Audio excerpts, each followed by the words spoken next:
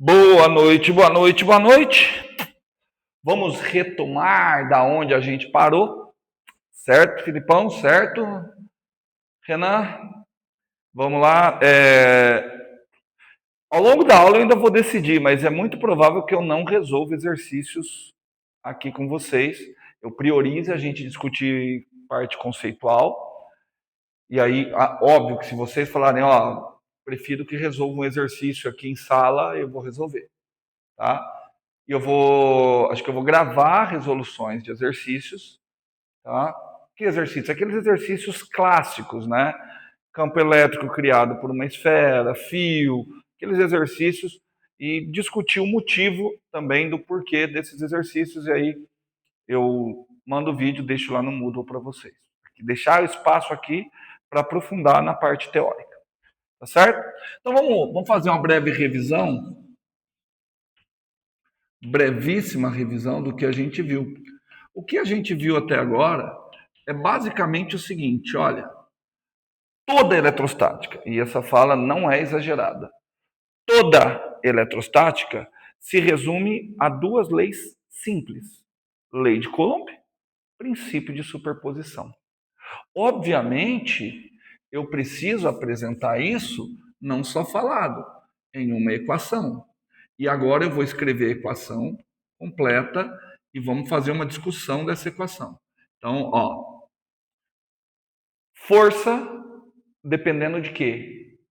R. Então, quem é esse R? R é o ponto no qual eu vou avaliar a força elétrica. Ou seja, R, dentro do contexto que nós estamos trabalhando, é o vetor. Ó, ora eu vou chamar ponto, ora eu vou chamar vetor. É o vetor que localiza a carga teste. Tá bom? Então, F é igual somatório com I variando desde 1 até N, constante elétrica. Vocês já fizeram o equivalente à física 3. E lá em física 3, vocês já viram que a constante elétrica, na realidade, é 1 sobre 4 πε0. Por que eu estou optando por não colocar 1 sobre 4 πε0? Eu não sei se eu comentei isso com vocês, mas tem um motivo. Para mim, não faz sentido eu colocar 1 sobre 4 πε0 se eu não explicar para vocês o que é a permissividade. Ah, a permissividade elétrica do vácuo. Pô, mas o que é a permissividade? Então, eu vou fazer o seguinte. Quando a gente começar a estudar campo elétrico na matéria, vai aparecer naturalmente o conceito de permissividade de elétrica. E aí a gente vai ver que a permissividade de elétrica interfere diretamente no valor da constante elétrica. Tá certo? Que na realidade, já estou avisando, não é constante, ela depende do meio. Ok? Mas aqui nós estamos avaliando interação de cargas elétricas no vácuo, vou deixar ela daquele jeito ali. Tudo bem? Então, constante elétrica vezes carga teste. Opa, essa carga teste é indexada por isso aqui, vezes QI. Ah, esse QI está contabilizando as cargas fontes. Então, aqui eu estou calculando as forças que essas cargas fixas, presta atenção, estou imaginando essas cargas fixas, aplicam sobre essa carga teste. De acordo? Dividido pelo módulo de R menos R com índice I' ao cubo na direção do vetor R menos R I'. Tá, vamos discutir quem que é esse R'. R' é a localização das cargas fixas. É a localização das cargas fonte. Tá? Esses nomes vão ficar mais claros daqui a pouco. Então, basicamente, vamos fazer aqui, ó. Já vamos linkar com mecânica clássica. Vou, com certeza, necessitar de um sistema de referência, um referencial inercial, XYZ. Ok? Vamos imaginar aqui, eu vou colocar em amarelinho, 3 cargas fonte. Não me interessa como, mas essas cargas fontes, elas estão fixas, certo? Elas são fixas. Por algum processo mecânico, Elas estão fixas naquela posição no espaço. Q3. Mas se é um 3, você que não viu. Certo? Essa carga fonte, aí agora combinado nosso, eu vou indexar elas, que a localização delas é dada por vetores com linha. Então, R3 linha. Então, essas três cargas, elas aplicam cada uma independente uma força na carguinha teste Q, a qual se localiza na posição R. O que diz a lei de Coulomb? Essa parte aqui, ó, R menos R' dividido pelo módulo de R menos R' ao cubo, ele está dizendo o seguinte, olha, a interação entre duas cargas pontuais, ela é radial, tá? Porque ela está na direção do R menos R'. Quem que é R menos R'? É o vetor que localiza a carga teste partindo da carga fonte. Então, olha aqui, ó. Esse aqui, verdinho, é o R menos R1'. Então a força é radial.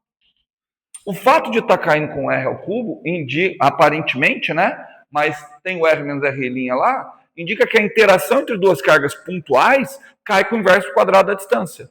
Isso vai ser sensacional mais para frente. Tudo bem? Tudo bem aí, Felipe? Fácil? Aqui facinho, né? Tá certo? Então nós temos a nossa situação que está dada. Cara, mas presta atenção no meu questionamento. E no caso da gente ter uma carga fonte não distribuída de maneira discreta? E se as cargas fontes não forem pontuais? Como assim as cargas fontes não forem pontuais? Presta atenção que isso já é impossível porque a gente sabe que carga é uma grandeza discretizada. Mas nós estamos tratando do eletromag. Quando a ciência do eletromagnetismo foi construída, ainda não se sabia da carga elementar, então estamos considerando a possibilidade de termos uma distribuição contínua de carga. Então, e aí já fica um desafiozinho para vocês, tá? Vamos imaginar a seguinte situação. Eu tenho, sei lá, talvez um material dielétrico, por algum processo ele foi eletrizado, e toda a carga elétrica, toda a carga fonte está distribuída ao longo de um volume aqui, ó. Ao longo de um volume. Então aqui eu tenho uma carga fonte total, a qual eu estou chamando de Qzão.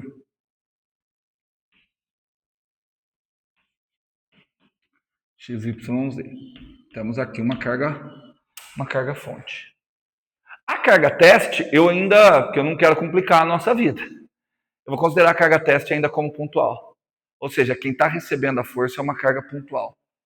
Presta atenção que a gente vai, por mais que digam que eletromag é difícil, a gente vai caminhando bem devagarzinho, né? Porque eu poderia perguntar também, qual que é a interação disso com outra distribuição contínua? Não sei não, estou com a impressão que ficaria um pouquinho mais difícil. Certo? Bom, e aí vem a pergunta, tá? Essa equação, lei de Coulomb com princípio de superposição, escrito dessa forma, é aplicável? Não. Por quê? Vamos pegar o principal motivo? Aqui eu tenho um somatório que está contabilizando o quê?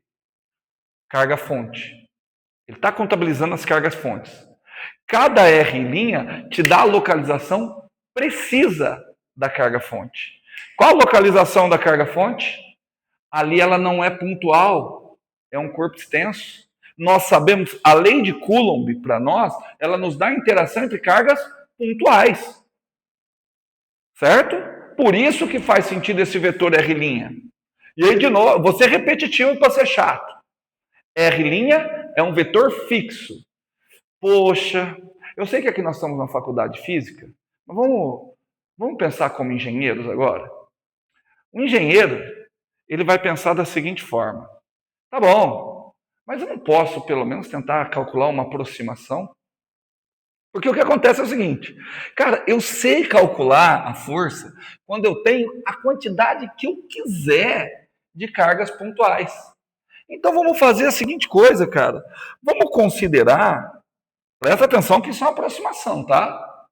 Vamos considerar que essa carga fonte, vamos dividir ela. Eu divido ela em trocentas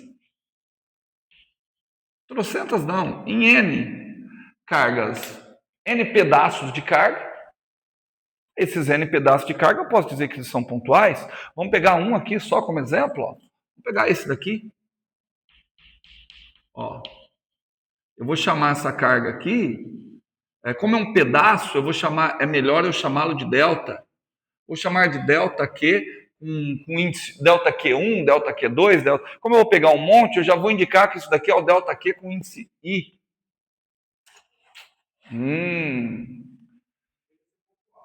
Opa! Olha no desenho e me responda com sinceridade. É pontual? Não, mas eu estou pensando como engenheiro. É uma aproximação. Certo? O fato de não ser pontual me traz um erro. Se eu estou falando de aproximação, quer dizer que tem erros. O que o bom engenheiro faria? Ele tem que identificar as fontes de erro. Certo? Um erro eu consigo identificar. Eu não preciso do vetor que localiza a carga-fonte. R com índice I, linha. Esse é o vetor que localiza a carga-fonte. De acordo? Só que um vetor que localiza um corpo extenso, isso não faz sentido, né? Então a aproximação está justamente nesse R'. Porque quantos eu poderia colocar? Trocentos. Então, por pura aproximação, o que eu vou fazer é o seguinte, olha. Nesse trecho aqui, esse daqui é o vetor R. Eu teria aqui o vetor R menos RI com índice linha. E poderia ter uma força que eu não garanto que ela está ao longo dessa linha, porque o meu R com índice em linha já está ruim. Porém, para uma primeira aproximação, eu poderia dizer isso aqui, ó. A força elétrica no ponto de coordenada dada pelo vetor R. Vocês podem estar se perguntando por que eu ainda não tirei o KE e a carga para fora do somatório, já que eles não têm o índice, né? Que eu quero guardar isso aí mais para frente. Somatório com índice de 1 até N, KE, Qzinho, aqui mudou, né? Vai mudar um pouquinho. Aqui é delta Q com índice I, com esse delta, indicando que eu vou pegar pequenos pedacinhos da carga total, a qual eu conheço, delta Q com índice I, na direção de R menos R com índice I linha, pelo módulo de R menos R com índice I linha ao cubo. Show de bola? Tem um erro naquilo ali que eu escrevi e eu quero que vocês identifiquem o erro.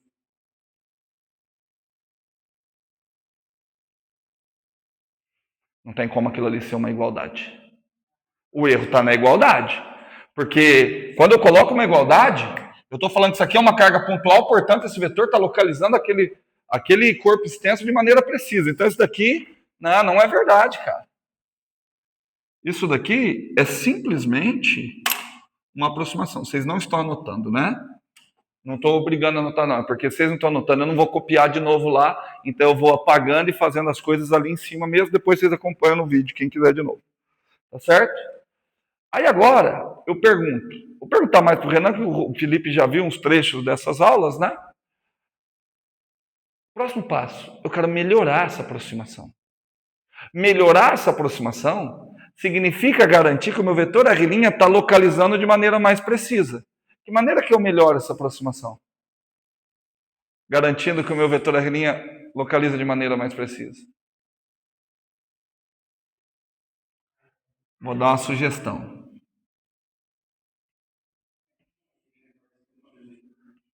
Dividir em partes menores. Dividindo em partes menores, continua sendo corpo extenso, Porém, o espaço de variação para o vetor R' é menor. Ele está localizando de modo mais preciso. Então, por exemplo, se vem um cara e faz uma aproximação com 10 divisões, não sei se a aproximação está boa. Mas eu tenho certeza que um cara que fizer a aproximação para 1000 divisões, está mais preciso. Porque eu estou me aproximando do fato de que ΔQ vai ser carga pontual. Se vem um cara e coloca 1 milhão de divisões, melhor ainda. Hã? Então, aí eu pergunto o seguinte, agora eu vou deixar de ser engenheiro. Agora eu quero ser físico, eu não quero aproximação. Eu quero uma igualdade. Para eu transformar isso na igualdade, em quantas partes que eu preciso dividir? Infinitas. E aí o seu comentário fica mais perfeito ainda, ô Renan. É possível eu dividir isso em infinitas partes? Não, não é possível. Não num tempo finito. Só que a matemática é maravilhosa. Que a matemática me dá uma ferramenta que ela fala assim, olha, você não precisa dividir em infinitas partes. Porém, você consegue saber o resultado de dividir em infinitas partes e somar através de uma ferramenta chamada limite. Limite quando n tende para mais infinito. E olha porque o limite daquele somatório faz todo sentido. Porque à medida que o n cresce, o que acontece com cada pedacinho? Fica cada vez menor. Então você está somando infinitas parcelas. Só que essas parcelas são cada vez menores. Vamos fazer uma pausa aqui só para a gente ver que isso é possível. Você pode perguntar, mas professor, como que eu posso? Não é natural para mim imaginar que uma soma de infinitas parcelas vai me dar um negócio finito. Eu não consigo imaginar isso. Então tá bom. Vamos fazer o seguinte. Vou fazer o seguinte, ó. Eu vou chamar de S uma soma de infinitas parcelas, tá bom? Ó, 1 mais meio mais 1/4 mais 1/8 mais blá blá blá blá blá. O que está acontecendo com cada uma das parcelas? Está se tornando cada vez menor. Concorda comigo que vai chegar um momento que a parcela vai ser tão pequena que ela vai colaborar muito pouco para a soma? Então, ali eu tenho, aquilo se chama uma série. Eu tenho a ideia que aquilo vai convergir. O meu problema é saber, vai convergir? Vai convergir para quanto? Quando eu pergunto vai convergir para quanto, eu estou perguntando, se eu conseguisse somar as infinitas parcelas, daria que valor? Vou usar uma técnica. Difícil resolver isso, né? Vamos tornar o problema mais fácil? Vamos dividir o problema por 2? Então eu vou dividir o problema por 2. Dividir o problema por 2 é multiplicar por meio. Quanto que dá meio S? Multiplicar a parcela por parcela. Então vai ficar quanto? Meio mais 1/4 mais 1/8 mais blá blá blá. De acordo? Olha que truquezinho legal. Eu vou fazer essa equação menos essa equação. Eu vou fazer S menos meio S. Quanto que dá S menos meio S? Opa. Meio S. Igual. Ah, mas eu não estou subtraindo? Meio menos meio vai embora. Vai embora. O que vai acontecer? Todas as parcelas vão se anular. Não é vai tender, vai ser 1 mesmo. Meio S é exatamente 1. Não, todas. Se você continuar lá, pode ter certeza que vai cancelar. Ah, tá. Vai sobrar a primeira parcela, 1. Portanto, quanto que vale S? 2. Somei infinitas parcelas. Sem usar nenhum, qualquer truque, qualquer aluno do ensino médio seria capaz de fazer isso. Certo? Então, essa ideia de somar infinitas parcelas aqui não deve ser algo de assustar. Tá certo? Desde que, olha só o detalhe, o número de parcelas aumenta, com isso, a carga Vai ficando. Na realidade, o que me interessa não é nem a carga, né? É o espaço ocupado pela carga. Certo? Porque a carga ocupando espaço cada vez menor, o que acontece? O meu vetor começa a localizar ele de modo mais preciso. Certo, Felipe? Você está franzindo aí? O que não lhe agradou aí? O espaço ocupado, porque nós estamos. O espaço, ela pode estar ocupando que espaço? Ela pode ter carga distribuída ao longo de uma linha, ao longo de uma superfície, ao longo de um volume. Tá certo? Foi? Tá? Olha o que eu estou fazendo. Você sabe como que se chama isso aqui? Integral. Isso, quando você está resolvendo uma integral, você está resolvendo isso aqui. Você está somando parcelas que ficam cada vez menor, tomando o limite quando tende a infinito. Tá certo? Portanto, nós vamos ter o seguinte, ó. Logo, conseguir passar para o contínuo. Logo, a força elétrica num ponto R vai ser igual. Ó, cansei. Gente, cansei. Constante, tiro fora da integral, não depende de n, tiro fora do limite. Tudo bem? Vou pôr aqui Q, KE. Ah, por que você trocou a ordem? Só para lembrar a comutatividade da multiplicação. A ordem dos fatores não altera o produto. Tá certo? Aprender um pouquinho de grego? Que letra é essa? Sigma.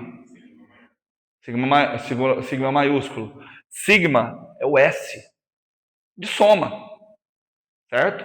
Então, assim, eu vou trocar por um símbolo que me lembre o S. É exatamente isso. Você está rindo aí, não é mentira. O símbolo de integral é isso porque é um S mesmo. Oi? Não, é que você está rindo, você achou que eu fiz piada, mas não é piada. Tá? Só que foi o Leibniz. Esse é o símbolo do Leibniz. Gottfried Wilhelm Leibniz. Certo? Tem mais uma coisa. Você pode estar reclamando aí, Renan, que eu não deixei espaço para escrever limite. Olha que legal. Isso daqui entra na discussão lá de mecânica clássica, por que eu não gosto de operar com o D? Sabe aquele dx, dy? Porque o que acontece na realidade, meu amigo Renan, é isso aqui, ó. Dá uma olhada. Olha aqui. Limite quando n tende a infinito. Quando n cresce, o que acontece com cada pedacinho desse? Fica pequeniníssimo. Então, cara, eu não quero ficar escrevendo, mas eu preciso indicar que isso daqui é pequenininho. Tá? Delta é o D maiúsculo. Para indicar que ele fica pequeno, eu vou trocar por um D minúsculo. Ah, mas eu saí do alfabeto grego. Ah, dá nada não. Fui para o indorábico. Tá? Existem integrais que o símbolo é um deltinha minúsculo mesmo. Existem locais que optam por essa notação. Tá certo? O que ficou faltando? Isso daqui eu quero que você... Nossa, eu vou discutir muito isso daqui agora com vocês. Cara, o legal de não ficar preso a resolver exercício, isso é legal demais. Vamos lá, algumas coisas. Perceba que a hora que passou para a integral, eu não precisei mais do símbolo do índice I. E aí eu tenho uma pergunta. Percebeu que ali na integral eu não coloquei limite de integração? Porque a pergunta é, o que é que define essa integral? Porque na realidade, quando você aprende cálculo 2, você está ainda engatinhando, você não fica atento a uma coisa. Existem 3 tipos de integrais. 3 tipos. Integral de linha, integral de superfície e integral de volume. Que tipo de integral é essa? Depende. Depende do quê? Batendo o olho ali, ó, aparentemente, presta bem atenção na minha pergunta, aparentemente, quem é a variável de integração? Nossa, tá vendo? Eu já vou ter que mudar o que está escrito aqui. Esse comentário que eu vou fazer agora, eu não fiz no meu material. E eu vou ter que fazer. Aparentemente, a minha variável de integração é a carga. Né? Você escreve numa integral f de x dx, indicando que o x é variável de integração. Mas aí você olha, peraí, Qual que foi a minha primeira fala? A carga é fixa. Como é que pode ser a minha carga ser uma variável de integração? A menos que esteja passando corrente, mas nós estamos tratando de eletrostática. Tá? Certo? Na realidade, vamos voltar aqui. Ó. Como foi construída essa integral? Ela foi construída a partir da ideia de localizar de maneira perfeita, aproximada, pedacinhos da carga. Então, essa minha integral, ela é uma integral espacial. Então, a variável de integração é quem? É a posição de cada pedacinho de carga-fonte. Então, o que eu tenho que fazer? Eu tenho que dar um jeito de descrever isso daqui, que é a minha variável de integração, em termos da posição. Posição de quem? Da carga-fonte. Então, a minha variável de integração, na realidade, é quem? Posição de carga-fonte. Minha variável de integração é o R'. Uma vez que a minha variável de integração é o R', o meu tipo de integral vai depender da maneira com a qual a carga está distribuída. Se a carga estiver distribuída ao longo de uma linha, isso aqui se trata de uma integral de linha. Se estiver distribuída ao longo de uma superfície, aqui é a integral superfície. Se estiver distribuída ao longo de um volume, estamos falando de uma integral de volume. Tudo a depender da maneira que aquilo ali está escrito. Então, o que eu tenho que fazer? Quem? A carga é constante. Ótima pergunta. Mas nós estamos tratando de eletrostática. E aí eu quero assim, cara, nossa, Renan, ótima pergunta e nós temos muito a discutir aqui. Vamos começar a pensar. Vamos dar um problema. Tem uma esfera uniformemente carregada. Qual a força que essa esfera aplica numa carga teste aqui? Espera aí. A carga que está na esfera é constante. Só quem é que varia? O vetor que localiza cada pontinho. Então, o meu R', tanto que a minha contabilização é no R'. Então, peraí, e onde é que está distribuída a minha carga? Numa área, numa superfície. Então, olha só, eu tenho que contabilizar, eu tenho que identificar como que o meu vetor R' varia com essa superfície. Como é a variação do meu vetor R' em termos dessa superfície. Ficou claro? Certo? Só que, cara, bicho, eu tenho até medo de falar isso e bagunçar mais a cabeça de vocês. Cada vetor R', o que ele é? Ele é constante. Cada um dos vetores R' ele é constante. Existe uma variação entre um e outro, que é o que a integral faz. A integral está contabilizando carga-fonte através da localização no R'. Por quê? Olha para a equação como um todo. Quem é a minha variável? Eu estou calculando a força dependendo de R. Quem é R? Posição da carga teste. Então, a minha variável no problema é o R. Eu quero saber assim, se eu pôr a carga teste aqui, quanto é a força? Se eu pôr a carga teste aqui, quanto é a força? Se eu pôr a carga teste aqui, quanto é a força? Entretanto, com relação à integral, o R é constante. A integral não enxerga o R como variável, porque a integral é uma contabilização de carga-fonte. Tudo bem? Tudo bem? Vamos fazer o seguinte. Aqui é o cubo. Perfeito. Se não fosse ao cubo, nossos problemas seriam muito mais complicados. Por incrível que pareça, né? Seriam muito mais complicados. Vamos fazer o seguinte. Vamos fazer um exercício simples. Simples. Tá? Só para eu ver como é que eu opero com isso. Tudo bem? Só para eu ver como que eu opero com isso. Só que nesse primeiro exercício, eu não vou partir dessa equação. Eu vou partir dessa. Tudo bem? Tá bom? Então vamos fazer o seguinte. Porque a ideia desse exercício não é que vocês aprendam a fazer exercício, nem vou fazer exercício para cobrar na prova, não. A ideia desse exercício é a gente discutir o significado disso daqui e como que funciona esse negócio da integral, quem que entra ali dentro da integral. Tá certo? Vamos fazer um exercício assim, ó. Já estou começando errado. Não, que eu já começo dando. Ó. Cadê? Eu trouxe meu compasso. Eu fico muito preocupado com vocês dois. E como eu fiquei um pouquinho preocupado ontem também, quando a aula está rendendo muito. Se a aula está rendendo muito, tem 3 possibilidades. Ou todo mundo está entendendo tudo, ou todo mundo está achando que está entendendo tudo, ou ninguém está entendendo nada.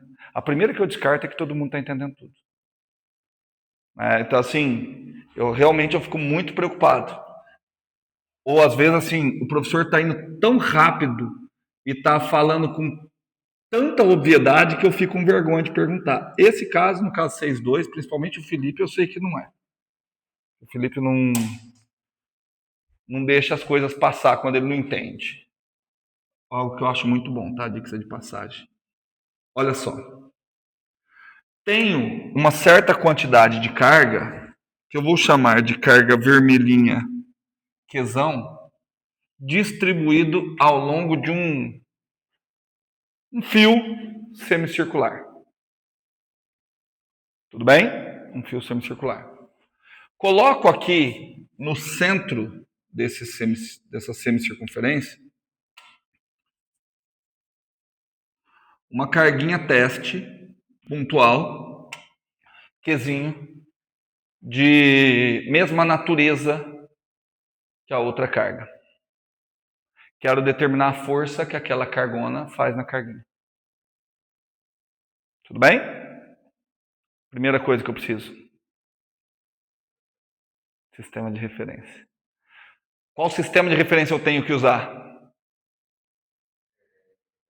Já pensou, tá errado. Qualquer um. Você não tem que usar nenhum referencial inercial. Lembra de mecânica clássica.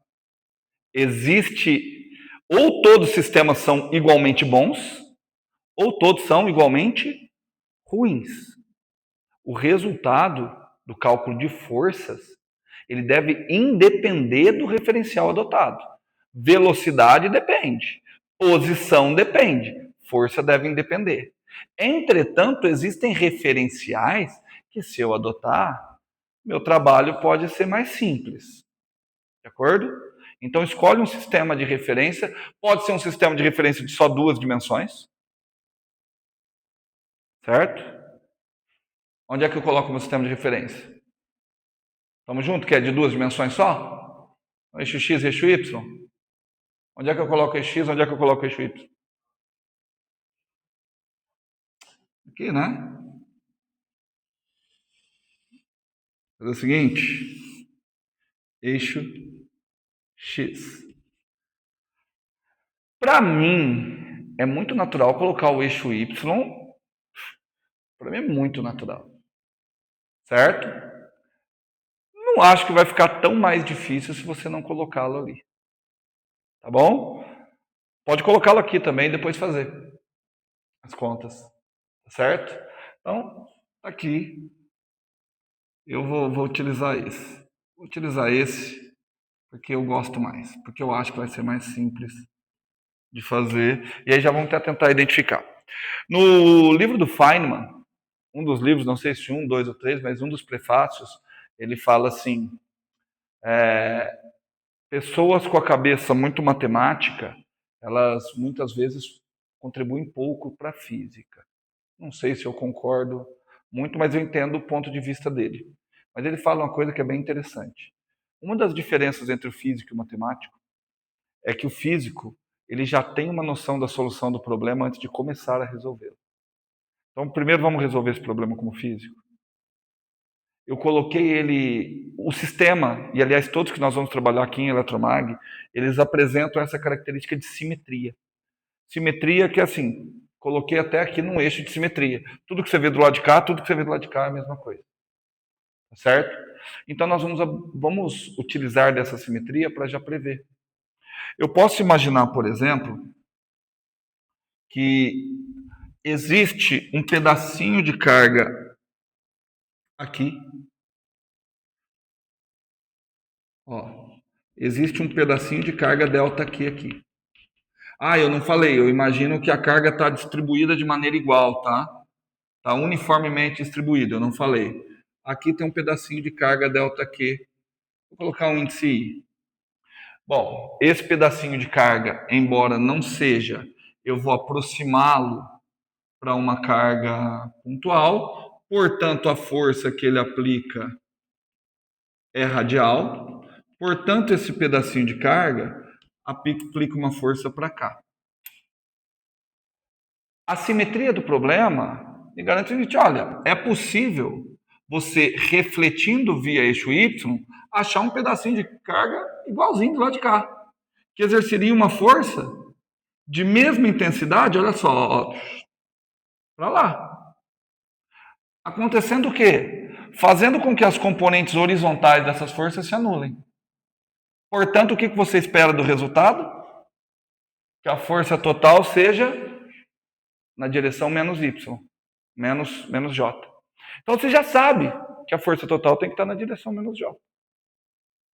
Tudo bem? Aí agora nós vamos operar com isso. Tudo certo? No exemplo que estava na origem. Não, vamos testar. Vamos testar. Nós temos aquilo ali para aplicar.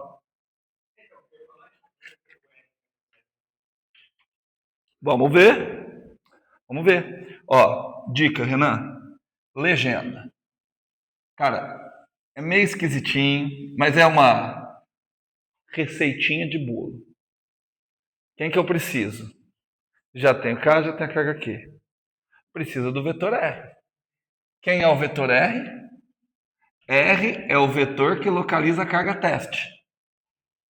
Está na origem, zero. Certo? Preciso de quem agora? Aqui é o maior cuidado. Preciso do meu vetor R'. R' é o vetor que localiza a carga fonte. Aqui eu já percebo uma coisa. Meu R' com índice I, né? Porque eu ainda estou usando essa forma aqui. É só agora que vai usar essa forma, tá? Depois fica mais natural a maneira com a qual a gente vai fazendo as coisas. Vamos lá. Esse R' com índice I, ele localiza a carga fonte. Qualquer um dos R' com índice I, eu já vejo que eles vão ter mesmo módulo. Qual que é o módulo deles? O raio da semicircunferência. Tá? A priori, eu posso escrever esse R' com índice I da seguinte forma: X' com índice I na direção I chapéu, mais Y' com índice I na direção J chapéu. Qual o problema quando eu escrevo daquela forma? Vamos pensar de novo. Não está claro como, mas a minha integral ela é para contabilizar esse cara. Esse cara vai ser, quando eu transformar a integral, a minha variável de integração. Então eu tenho que saber de quanto a quanto que ele vai. Então, quando eu escrevo o vetor R', eu tenho que saber qual é a variação do X' e qual é a variação do Y'. Em outras palavras, em termos matemáticos, eu preciso parametrizar o vetor R'. Certo? Por quê? Porque escrevendo dessa forma, parece que o R' é um X' qualquer e um Y' qualquer. Não, não, não. Eles estão presos por esse vínculo aqui. Cabe a mim tentar descrever. Vamos tentar. Olha só. Ó, aqui está a componente X' na direção I chapéu, mais cá está Y' na direção J chapéu. Consegue ver como é que x' e y' se relacionam? Cara, vou agora porque para frente vai ser imediato. Tá vendo que tem um ângulo aqui, θ? Certo? Θ. Tá vendo que tem um ângulo θ? Show, hein? Então, olha só. X' é R cosseno θ. Y' R seno θ. O R é o raio aqui, né? Tudo bem? Então, vamos reescrever esse R'. Tá? R com índice I' igual. Ah, não queria, mas eu vou ter que apagar ali. R com índice I' igual. R cosseno θ na direção I mais R seno θ na direção J. Já vamos começar dando spoilers. A minha integral, minha contabilização não é no R'? Quando está aqui no R', quem é a única variável que está aparecendo? Θ. Então, na realidade, esse aqui é um θ com índice I. Certo? E pode ser qualquer θ? Lembra, eu tenho que contabilizar onde estão todas as cargas fontes. Quanto que varia esse θ? Na onde? Fala aí, fala o que você está pensando. Então, onde ele começa? Onde começa o primeiro R'? Aqui, o R é θ. O θ é zero. Onde é que ele termina? Não trabalha em grau. Π. Então vai de zero a π. Então eu já vou colocar aqui, ó. Θ com índice I está no intervalo de 0 a π. Toda vez que você escrever o vetor R', você já tem que ver para onde ele vai. Cara, olha como ficou fácil.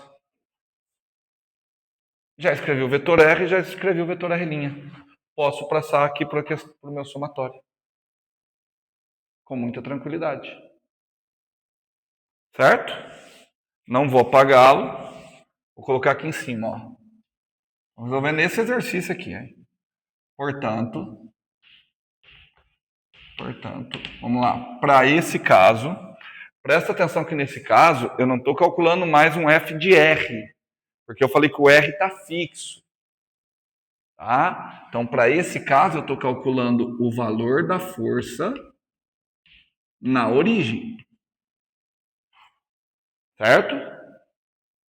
Para esse caso, o valor da força na origem vai ser K com índice E, que, já saquei isso aqui fora, limite, quando N cresce para mais infinito, haja paciência, somatório com I variando desde 1 até N. Nossa, não queria engolir tudo isso. Talvez eu não precise. Vou tentar aqui, vou tentar esmagar aqui. Vocês só não contem para a Marina nem para o Ivair, que senão eles me reprovam em didática. Vamos lá. Já foi o K, já foi o Q. Eu vou fazer assim, ó, R menos R' dividido pelo módulo de R menos R' ao cubo. De acordo? Posso dividir pelo módulo de R menos R' ao cubo? Quem que é o módulo de R menos R'? Não preciso nem fazer as contas. É o próprio raio. Para qualquer carga. Então, R ao cubo. Constante. Já vem para cá. R ao cubo. Então, sobrou R menos R'. Então vai ficar aqui. Eu vou ter que exprimir mesmo. Menos R cosseno θi. Não, vou pôr esse menos R não. Porque vai ter R cosseno θi mais R seno θi. θj. R cosseno θi na direção chapéu. R seno θi na direção J chapéu. O R eu coloco evidência. Ele sai e cancela aqui. Vai ficar um R quadrado aqui. Tudo bem? Então, o que ficou? Menos cosseno θi na direção I chapéu, menos, é que eu não coloquei entre parênteses. Vou ter que espremer mais. Seno θi na direção J chapéu. Quero deixar aqui o espacinho para força. Opa! Não vou deixar espacinho, não. Nem que eu espremesse. Tá faltando esse cara, né? Delta Q. Só que lembra que eu falei? Esse delta Q não pode aparecer. Porque tem que aparecer alguma dependência de espaço. Certo? Vou dar um zoom nele aqui, ó. Olha esse delta Q. Dei o zoom nele. Aqui o delta Q. Delta Q com índice I, né? Dei um zoom no delta Q com índice I. Olha o que acontece com esse delta Q com índice I. Esse aqui é um ângulo delta θ, né? É uma variação daqui. Lembra? O RI não localiza perfeitamente. O RI pode ser qualquer vetor dentro desse delta θ aí. Ah, mas tem um detalhe. Quanto que é esse comprimento? Quanto que é esse comprimento? Esse aqui o R delta θ.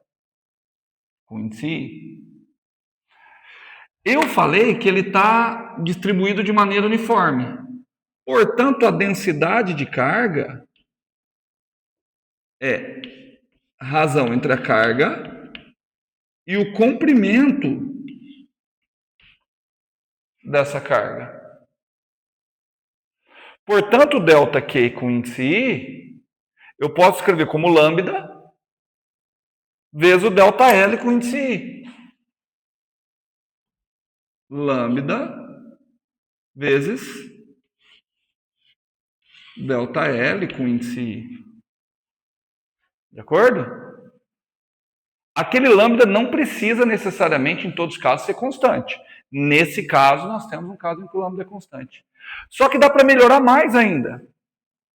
Porque aquele ΔL, que é esse pedacinho aqui, de comprimento, esse ΔL com índice I, eu sei o tamanho dele. Ele é R vezes Δθ com índice I. R Δθ com índice I. Certo? Portanto, temos aqui um limite de um somatório, que isso aqui vai ficando cada vez menor. O que nós temos? Uma integral. Não, vamos resolver o problema, então. Já vamos tirar todo mundo que tem que tirar. Mas a hora que eu já passar para a integral. Tá certo? Obviamente, você não faz todas essas passagens, né? Você não precisa fazer isso. Portanto, o que a gente tem?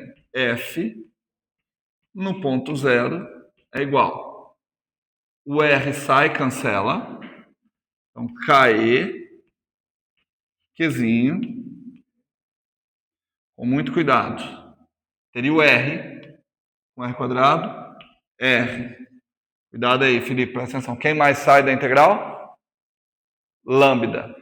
Mais o lambda é a densidade de carga. Q sobre o comprimento total.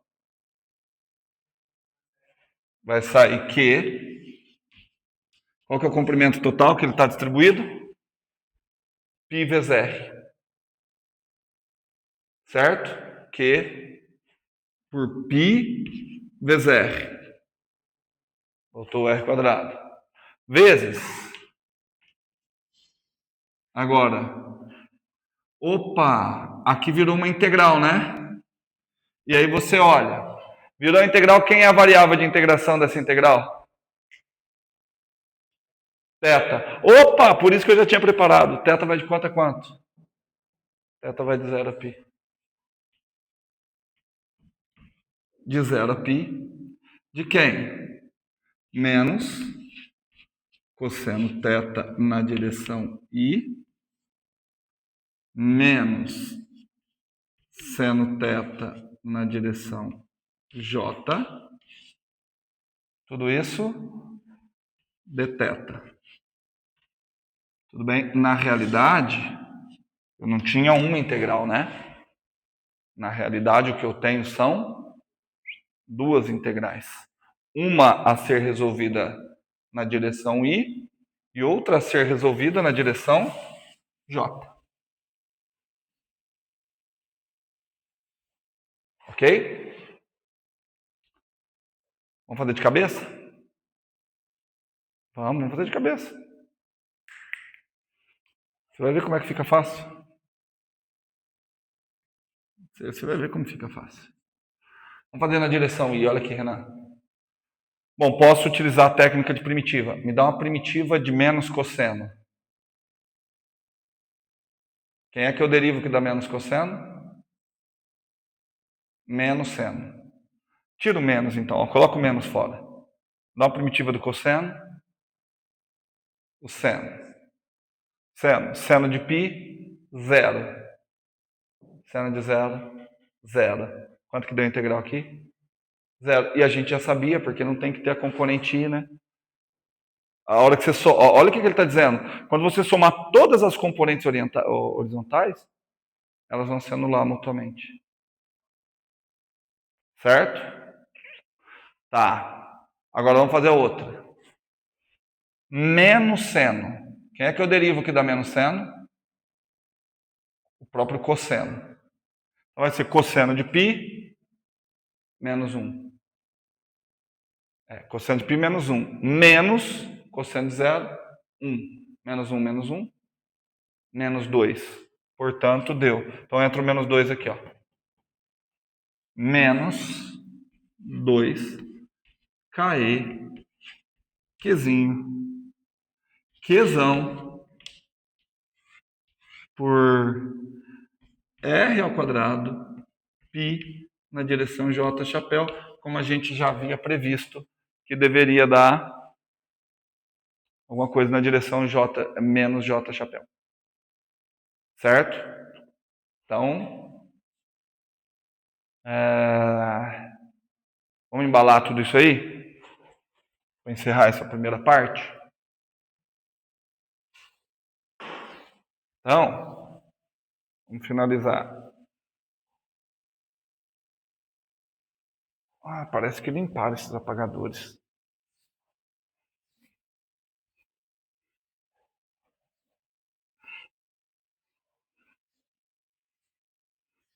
Vamos finalizar e eu vou deixar, acho que eu vou deixar isso daqui anotado na lousa all the time. Vamos lá. Vamos colocar portanto.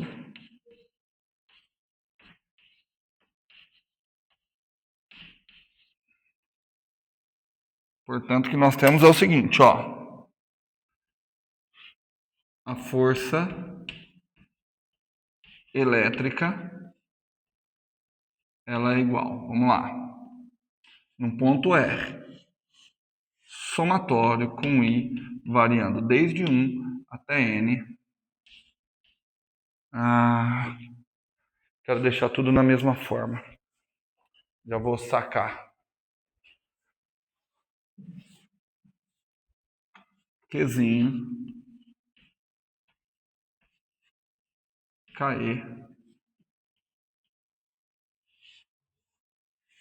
somatório com I variando desde 1 até N. Ó.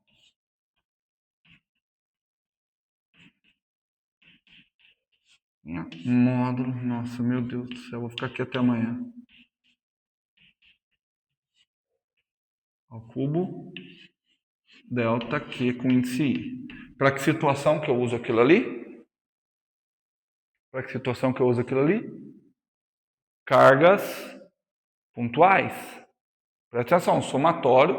Então, estou localizando carga por carga. Tudo bem? Outra situação.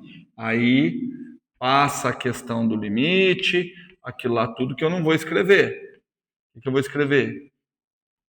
Q, KE, certo? Quando eu tiver distribuído ao longo de uma linha. integral de linha. Olha quem é o meu integrando. O meu integrando, na realidade, é esse cara aqui, ó. É o campo que cai com o inverso do quadrado da distância. Menos R'. Aí aqui eu não vou poder Q, porque eu já sei que é uma integral de linha. Tá? Da onde vem? Ele vem do delta Q.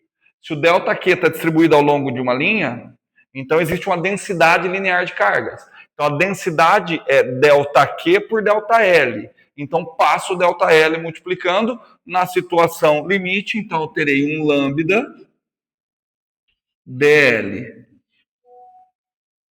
Tá certo? Aliás, vou melhorar. Se não tiver no material, lambda dl.